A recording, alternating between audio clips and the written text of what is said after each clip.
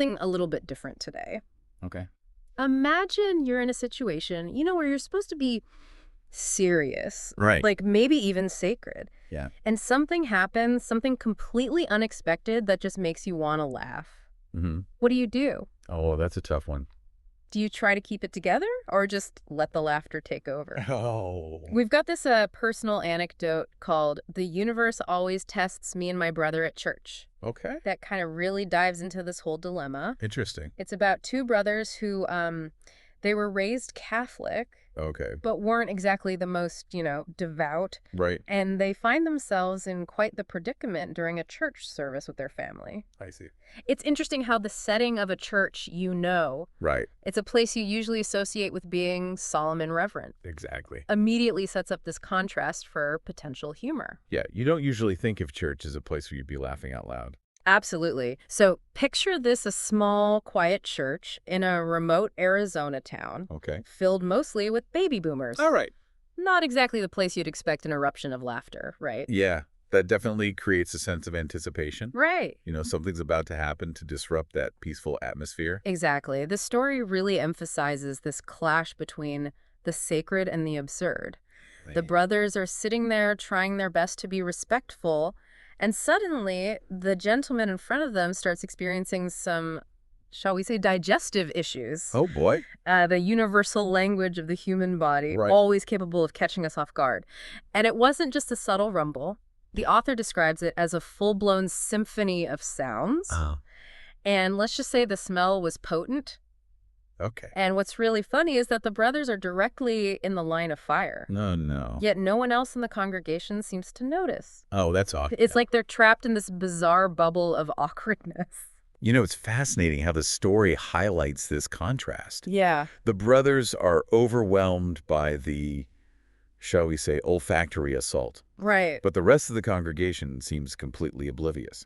Yeah. Are they just politely pretending not to notice, or are they genuinely unaware? It makes you wonder about the different ways we perceive and react to the unexpected, Yeah. especially in formal settings. Right. It really adds to the absurdity of this situation. And that's where the psychology of humor comes into play. Exactly. The unexpected, the incongruous, especially when it's juxtaposed with a setting like a church, Yes. creates a prime situation for laughter. It's like our brains can't reconcile the seriousness of the setting with the ridiculousness of what's happening. Yeah. And the only outlet is laughter. It's a natural response to cognitive dissonance. Right. We try to make sense of the situation. Yeah. And when we can't, laughter provides a release. It does. So the brothers are sitting there trying to maintain their composure. But the combination of the awkward silence from the congregation and the increasingly potent aroma is just too much for them. Oh, I bet.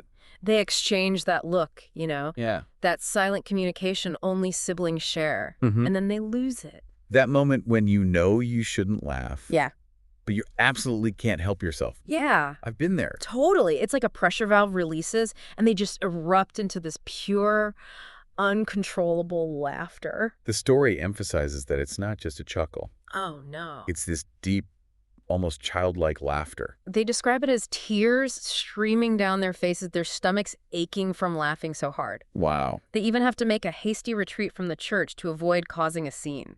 A strategic withdrawal indeed. Right. It speaks to the power of laughter to completely overwhelm us, even when we try to suppress it. It's like it takes on a life of its own. Yeah. And what's fascinating is that this shared experience of uncontrollable laughter Right. creates a bond between the brothers that goes beyond just amusement. Absolutely. Yeah. There's a social element to laughter that often gets overlooked. Yeah. When we laugh together, we're acknowledging a shared understanding of the absurdity of a situation. It's like saying, hey, we get it, this is crazy, and we're in it together. Exactly. And that shared experience can be incredibly powerful. Yeah. Especially in a setting like a church where there's already a sense of community. So after a good hour outside, regaining their composure, they finally head back to the car. Okay. They think they've weathered the storm. Mm-hmm. But here's where it gets even more interesting. Oh. Their grandfather, who's usually a pretty grumpy guy, turns to them and says, "Did you hear that old guy farting the whole damn service?" What a twist. Right. The unexpected revelation that their stoic grandfather was also in on the joke, so to speak. And then he starts laughing. Wow. This deep belly laugh that the brothers had never heard before and honestly never heard again. That's amazing. It becomes this incredible bonding moment, a Yeah. shared experience of humor in the face of something totally unexpected. It's fascinating how humor can break down barriers, even across generational divides. Right. In this case, it seems to have unlocked a side of the grandfather they hadn't seen before. It's like that shared laughter created an instant connection, a Yeah. moment of vulnerability and shared humanity that transcended their typical roles within the family. It speaks to the power of shared experience, doesn't it? Totally. Sometimes it's the unexpected, the slightly inappropriate that creates the strongest bonds. And the story emphasizes how this one incident, this shared moment of uncontrollable laughter, Hmm. became a source of inside jokes and joyful memories for the family. But like this little secret they all share. Right. A reminder of their grandfather's hidden sense of humor and the day they all let loose in the face of the absurd. Mm.